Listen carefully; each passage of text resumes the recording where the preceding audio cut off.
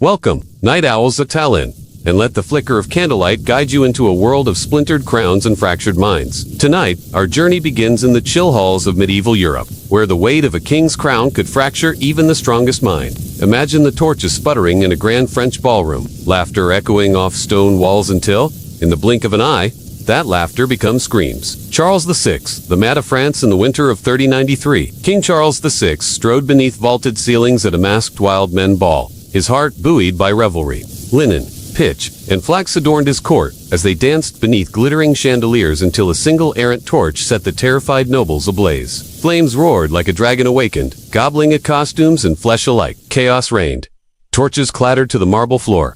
Courtiers tripped into smoke, and for men died in agony. The Duchess of Berry flung her silken cloak around Charles, dragging him out of the inferno and saving his life. Yet the horror didn't end at the palace gate. In the days that followed, court whispers grew frantic. His Majesty howls like a wolf at midnight. One morning, he knelt before his crown, insisting it was a fragile glass diadem that a careless breath might shatter him forever. He refused baths, scissors, even sunlight. Courtiers murmured that the king wandered palace corridors in tattered robes, hair matted with vermin, gibbering that he might break into 1,000 shards. Brilliant scholars and proud knights begged for mercy. But Charles alternated between gentle melancholy and savage. Outbreaks once, ordering the royal seals changed to display St. George's cross, convinced he had become the saint himself. As Charles slipped deeper into madness, powerful nobles circled like vultures. They fought in secret chambers, forging alliances, striking deals in the shadows. With the king incapacitated, England's Edward III pressed his advantage. And soon the 100 Years' War roared back to life. Armies clashed on muddy fields, and France, the land of chansons and chivalry, fractured under the weight of a broken king's delusions. Henry VI of England across the Channel, the spirit of a gentle boy king, clung to a throne older than his own years. Henry VI was crowned at 9 months old, swaddled in regal silk and anointed with holy oil. His tutors praised his piety. His courtiers marveled at his kindness, yet, behind palace tapestries, regents schemed to control his scepter. Factions named Lancastrian or Yorkist clashed in hushed corridors, each one ready to strike a fatal blow for power. In August 1453, the unthinkable happened. Henry woke, unable to speak, frozen in a silent stupor. Day turned to week, then month, and still the boy remained trapped in his own body. No jest, no laughter. Not even the birth of his heir could rouse him. London's cobblestones echoed with anxious footsteps as nobles burst into the king's chamber, pleading for recognition. But Henry lay still, his eyes glazed like a statue carved from ivory. This catatonia unleashed the storm of the Wars of the Roses. York and Lancaster banners unfurled on battlefield ridges. Blood soaked the green hills of St. Albans and Wakefield. When Henry briefly stirred in late 1454, he tried to guide his realm back to peace, yet his moments of clarity were fleeting as a midsummer breeze. One day he would smile and bless his people. The next, he would forget his own name, staring at his crown as though it were a stranger's heirloom. Ruthless knights seized him, paraded him through roaring mobs, and forced him to sign away his rights. His queen, Margaret of Anjou, rallied loyalists in the north, banners snapping in icy winds as she swore to protect her son's birthright. But power is a fickle mistress. Henry's fragile mind buckled again, and his heart gave out in a lonely tower chamber. One May night in 1471, some whispered he died of pure displeasure, but others suspected a blade at his throat. Picture Stockholm in 1560. Banners snapping in the brisk Baltic breeze, gilded carriages rumbling over cobblestones. The young Eric Tall, poised, his golden hair crowned with promise, entered Uppsala Cathedral to the roll of drums. A learned king who spoke 8 tongues. He wooed artists and astronomers to his court, but beneath his renaissance, polish lurked shadows. In the months after his coronation, courtiers began to whisper, "His Majesty speaks to invisible conspirators." One midnight, he summoned nobles to a masked feast only to have them flung into dungeons at dawn. He roamed palace passages in silk slippers stained with goose. In the spring of 1567, Eric's delusions erupted into horror. He lured the proud Stour noble family to dinner, toasting with mead as portraits of his forebears watched from the paneled walls. At a secret signal, the doors clanged shut. Torches sputtered. The Stours, bewildered, were dragged from the table, one by the king's own trembling hand. With dagger and disbelieving rage, Eric stabbed Niels Stour amid the panicked shrieks. His courtiers fell upon the rest, extinguishing an entire lineage in crimson atrocity. The air reeked of fear and spilled wine. Blood dripped from tapestries once kissed by candlelight. Yet, even this unholy madness couldn't keep him on the throne. His brother John, cloaked in righteous fury, raised an army on Sweden's smoky coasts. Cannons roared across the ice-choked sea. Banners of blue and gold clashed in snow-trampled fields. Eric, betrayed by his own blood, found himself stripped of crown and freedom. He was shuttled from castle to fortress, a fallen god in velvet rags, his mind oscillating between fevered prophecy and broken lament. In a damp chamber at Gripsham Castle, he clutched a lute and wept, composing mournful dirges for a kingdom that no longer heard his voice. In 1577, at age 43, Eric slipped silently into death, betrayed his brilliance, consumed by the very crown he once wore with pride, Ivan for the Terrible of Russia. Now imagine the Kremlin at Danyan domes, gleaming like jewels against a sea of frost. In 1547, a gaunt teenager strode beneath those gilded spires and proclaimed himself Tsar of all Russia. This was Ivan, orphaned at 8, raised by scheming boyars, whose laughter echoed in his nightmares. He vowed vengeance. In his first decade, Ivan dazzled.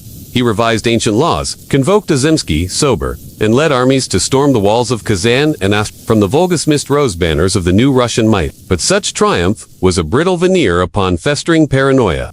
In 1565, at a secret midnight council, Ivan declared war on his own nobility. He claimed divine license to root out traitors. Thus sprang the Aperganina, a black-clad legion of secret police astride cold dark stallions. They roamed the countryside like a plague, dragging terrified peasants into silent forests. There, beneath bare birches, the Oprichniki axes fell in hollow thuds until rivers ran red. But the ultimate horror unfolded within his own walls. In 1581, Ivan found his pregnant daughter, in-law kneeling in prayer, her gown too fine for his taste. Fury ignited in his eyes like wildfire. He struck her to the ground. Her shriek echoed through marble halls. His beloved son, Ivan of raced to defend her, honor only to meet his death by his father's scepter, his skull fractured in one blinding blow. 4 days, the Tsar wandered his palace, wailing like a wounded beast, cradling his son's lifeless form, as though begging sanctuary from God himself. In his final years, Ivan's wrath cooled into a hollow remorse. He haunted deserted corridors in ratty robes, whispering prayers for forgiveness. Some nights, guards heard him playing chess by candlelight, his trembling fingers moving pieces over a board, stained with tears. On March 18, 1584, Ivan collapsed beside the game he could not win. His last breath drifted away in the hush of the Kremlin, leaving a Russia scarred by terror and grief. These tales of shattered minds and blood-drenched ambition remind us how the capricious weight of kingship could twist even the brightest souls. Envision Prague Castle at twilight, its turrets aflame with torchlight, alchemists hunched over bubbling retorts, and starlight glinting off spires. Rudolf II, descendant of one of Europe's great dynasties, ruled an empire thousands of miles wide. Yet in his mind, he was as fragile as the Venetian glass he so coveted. In his infancy, Rudolf inherited an empire still echoing with his grandfather Charles V's thunder. As emperor, he welcomed astronomers like Tycho Brahe to track celestial bodies and alchemists who promised the philosopher stone. His cabinet of curiosities bristled with ostrich eggs, meteorite fragments, and purported unicorn horns. Yet by the 1590s, his court's scholarly splendor decayed into whispered fears. Rudolf came to believe his body was crafted from glass on invention of a mad theologian. He said so brittle that the slightest touch could shatter him. Courtiers tiptoed through corridors in padded boots. Jesters delivered messages via wooden rods to avoid human contact. The emperor, robed in velvet and hidden beneath layers of silk, drifted through echoing halls, murmuring to invisible architects of his undoing. By 1608, his own brother, Matthias, seized power. In a hushed coup, Rudolf was confined to a tower chamber lined with books he could no longer read. He spent his final years scribbling arcane diagrams, turning his gaze inward to a world of fractals and phantoms. When he died in 1612, his passing barely registered beyond the castle walls. His empire already slipping like sand through Parliament's grasp. Justin II of Byzantium. From the scholarly gloom of Prague, we sail back a millennium to Constantinople's marble where purple-robed courtiers awaited imperial decrees only to find their emperor barking like a dog. Justin II inherited his uncle Justinian's empire at its apex. Yet he soon became its most erratic steward. Initially, a capable diplomat, he negotiated peace with Persia and fortified the Danube frontier. But no treaty or theologia could anchor his mind. One morning, palace scribes found Justin splayed on a jeweled divan, clawing at the silk cushions and roaring at attending eunuchs. He claimed to hear the voice of Gabriel crying betrayal through the mosaic arches. In another delirium, he stripped naked at the hippodrome, convinced he had wings and could fly among the chariot racers. The Empress Sophia seized the reins of government. In secret chambers, she and loyal senators plotted to safeguard the realm from her husband's unstable decrees. Since Justin could neither sign statutes nor confront invaders, Sophia elevated Tiberius as co-emperor, her quiet strength a bulwark against the storm. When Justin died in 578, his final moments were as bizarre as his reign. Some chroniclers claim he tried to devour the imperial seal, certain it was a serpent in disguise. Yet under Tiberius's more measured rule, the Eastern Empire endured, battered but unbroken. Charles II of Spain, our voyage ends in the candlelit halls of Elis, where the last Habsburg king lay upon a deathbed swollen and still, a tragic testament to the perils of dynastic purity. Charles II was born in 1661 into a web of consanguineous marriages designed to keep Habsburg blood undiluted. Instead, that blood proved toxic. His tongue swelled so large he could barely speak. His jaw protruded grotesquely, trapping his words, and his legs trembled as if seized by invisible terrors. As regents schemed over maps of Europe, Charles spent his days in solitary corridors, clutching rosary beads and watching court dwarfs perform. He delighted in the tinkling clocks that lined his chamber but trembled at any sudden sound. Ministers sought his signature on alliances. He would stare in silence, tears tracing pallid cheeks, before scrawling an indecipherable cross. In his final year, fever seized him. Physicians bled him, poulticed him, and fed him potions of mercury and arsenic remedies that likely hastened his end. On November 1st, 1700, Charles II exhaled his last in a silence so profound that even the church bells paused in their tolling. His death ignited the War of the Spanish Succession, as Bourbon and Habsburg pretenders clashed across Europe. Yet, for Charles himself, there was neither victory nor respite. Only the sad epitaph of a man never meant to wear a crown, he was doomed from birth to inherit. In these courts of glass and shadow, of howling and helpless kings, we witnessed the fragile boundary between genius and madness, between divine right and the right to live. A gray dawn broke over Windsor Castle in 1199 when John, youngest son of Henry II, slipped his fingers around England's crown, though he had no lands of his own before that day, earning him the mocking name Lack. Whispers followed him through stone corridors, cruel as a winter frost, fickle as a summer sun. John's court was a crucible of fear and deceit. One night, in a lantern-lit hall, he ordered a favored baron's wife seized for alleged treachery only to learn she was innocent. Too late, the grim fates had been sealed.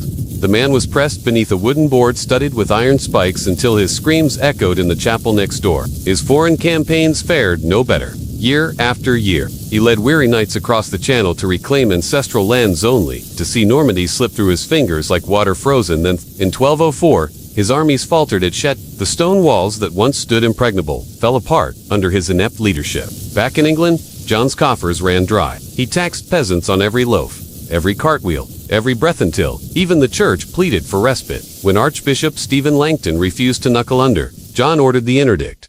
Churches closed, sacraments denied, the land lay under a spiritual blight, and villagers huddled in silence, fearful that to pray might bring the king's wrath. Yet his most infamous moment came not on foreign soil, but beside a parchment in June 1215, baronial armies circled London, banners snapping in riotous defiance. John, cornered in Runemeade's green meadows, dipped his quill and signed away royal prerogatives to a charter that would echo through centuries as a beacon of liberty. But ink alone could not tame his temper. Within weeks, he renounced his promise, rallying mercenaries to crush the rebellion. His last days were spent in a fevered haze. Dysentery ravaged him as he marched to besiege his own barons at Newark. On October 18, 1216, his body sagged in the saddle, the ground rushing up to meet a king who had squandered his realm. His last breath mingled with the stench of camp latrines, a grim punctuation to a reign of Vlad III, the Impaler of Wallachia, turned now from England's rain-soaked plains to the mistreated valleys of Wallachia, where a prince sharpened stakes as others polished crowns. Born in 1431 to the noble house of Drek, young Vlad and his brother Radu were sent as bargaining chips to the Ottoman court, a formative crucible of fear. By the time Vlad reclaimed his father's throne in 1456, he had learned the language of cruelty. His first edict was as chilling as a winter-esque gale.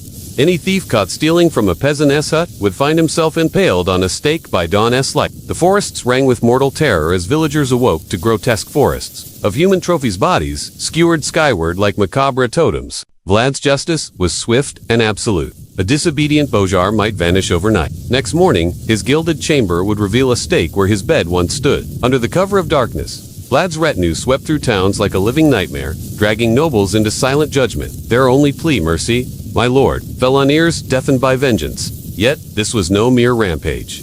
Vlad resisted the Ottoman tide with ruthless efficiency. In 1462, Sultan Mehmed II advanced into Wallachia's lowlands, banners snapping under leaden sky. Vlad met him on a forested slope, sending horsemen to harry the invaders' flanks, while his Oestia Brascalera, legion of frog hunters, turned. Guerrilla slayed traps among When Ottoman camps fell silent, Vlad's black cavalry swept in, impaling prisoners by hundreds. The stench of blood and fetid mud turned to Danube red. News of the Impaler's methods spread like wildfire. Rumors surged that he dined amid his victims, dipping bread into their spilled entrails, an image that would haunt Europe's nightmares. Yet to Wallachian peasants, he was Prince Vlad the Just, defender against foreign yoke.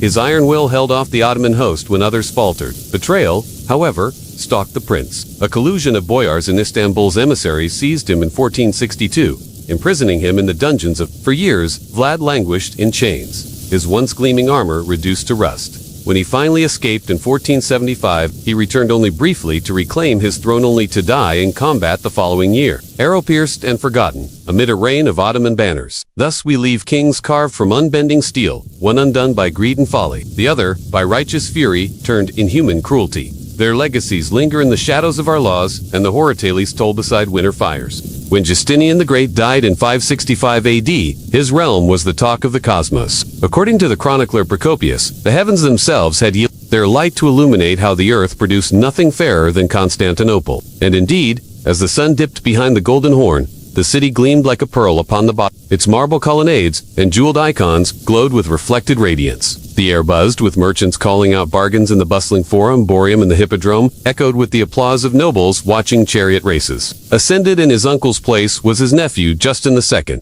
a youthful emperor who seemed the natural heir to such splendor. But tranquility can shatter like pottery, whether at the hands of invaders or from within the palace walls. And soon, like an earthquake that rends the foundations of a city, darkness crept into Justin II's mind. By most accounts, he began his reign with vigor. In 567 AD, he negotiated a fragile truce with the Sasanian Persians, ending 2 decades of inconclusive warfare. He even ventured to plan the restoration of the western province, dreaming of recreating the glories of Rome.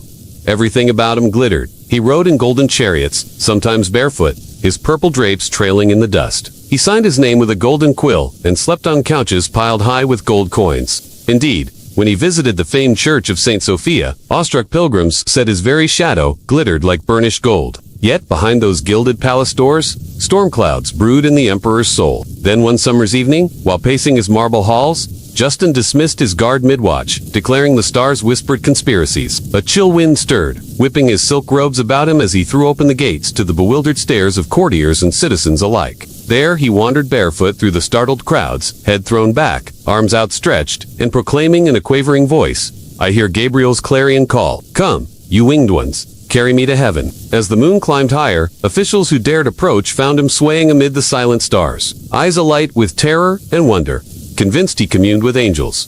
By morning, he was back in the palace, hidden behind barricaded doors. All who entered found him haggard, muttering prayers or barking furiously. Within weeks, his behavior grew alarming. One evening, during a grand reception for an embassy from Armenia, Justin lunged at the visiting prince, snarling that the man's jewel-encrusted robes concealed poison. Sycophants rushed forward to restrain him, but he lashed out, barking like a mad dog, wild with imagined betrayal. When others entered, they found the courtiers strewn across the floor, confused and bruised, while the emperor paced his prison, eyes gleaming with manic energy. On another day, he stripped off his regal mantle in the hippodrome, ignoring the cheers of the assembled crowds, because he was late for the chariot races, having spent hours arguing with attendants who insisted he dress for the event. The hippodrome was his favorite diversion. Yet now, he stood shivering on the edge of the stands, shouting down at the roaring arena, "Why do you mock me? Are my bones not yours to shatter?" Within the echoing expanse of the stadium, only his sister-in-law and lifelong companion, the formidable Empress Sophia,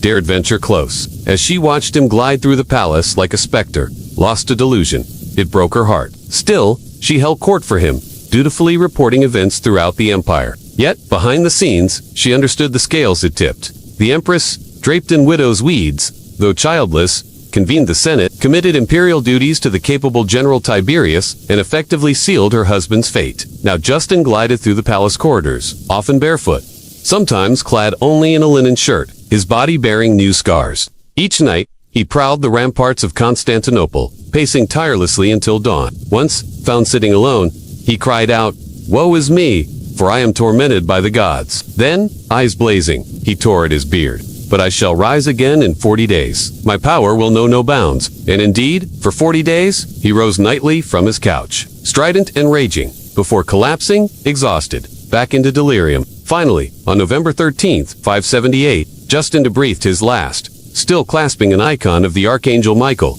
the same angel whose coming he had heralded deliriously for years prior. Some chroniclers say he died clutching an icon of the Archangel Michael, certain that divine forces once guided him. Some buried treasure lies scattered amid the ruins of King Charles II of Spain's life. Fast forward 1,000 years to the hushed corridors of where shadows lengthen beneath vaulted ceilings and candles gutter in heavy In 1661, Charles II of Spain was born, the son of Philip IV and his wife Mariana of Austria. They were first cousins, a match brokered by Philip's father, the reclusive Philip III, and his wife, the equally secluded Anne of Austria. It was a marriage meant to forge a united front against France. But in uniting these houses, the Austrian branch of the Habsburgs had ensnared themselves in a gilded cage. For what good is unity? Asked Voltaire, if it is bought with the price of human frailty. Charles II was the tragic culmination of Habsburg ambition and inbreeding. With each generation's alliance among cousins, the dynastic web coalesced into a genetic trap, from which there was no escape. As a boy, Charles was lauded for his piety, kneeling for hours in the basilica at El Escorial, rosary beads slipping through his pallid fingers. His tutors praised his fervor, though his body rebelled. By age 8, he still could not walk on. His tongue swelled grotesquely. His jaw jetted so far he struggled to chew. The doctors declared the child must be kept busy lest he choke on his own saliva, so as Charles played with his erector set and mechanical toys, his mind absorbed the lessons of priests. By the time he was 14, he knew the scriptures by heart. And yet, his body mocked his brilliance. It spilled onto his clothes and dribbled from his mouth, staining the rich velvets and damask of his robes. Meanwhile, his mind wrestled with the growing burden of empire. Soon, ministers argued over foreign alliances at his bedside, their ink-stained fingers dancing across treaties he could barely sign. The people called him the Bewitched. Some said he was a changeling, others that the devil had marked him. The court gossiped that the witches of Alcalá de Guadaira had cursed him, turning him into the monster that haunted the royal bed. Once during the Christmas season, the young king put on a brave face, attending the nativity play performed by the royal children. He watched from the throne as Mary cradled Joseph in an ass braid in the manger scene. Then,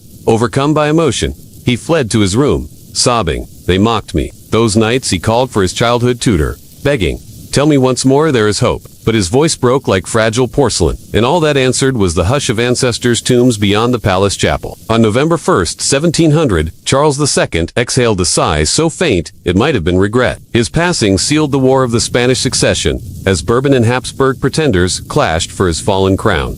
Spain's gilded age dimmed, and Europe's map bled anew. Yet even in death, Charles's pale, silent form remained a testament to the peril of perfection bred into weakness. Justin II and Charles II are not the only haunted monarchs whose stories have echoed through history. Stay tuned for more tales of troubled rulers, including Henry VI of England, the last Plantagenet monarch whose mental unraveling coincided with the zenith of his power. And don't forget to visit our other channel for more historical parenting pitfalls, including the real-life He-Man, Ivan the Terrible, and his tumultuous relationship with his son Ivan.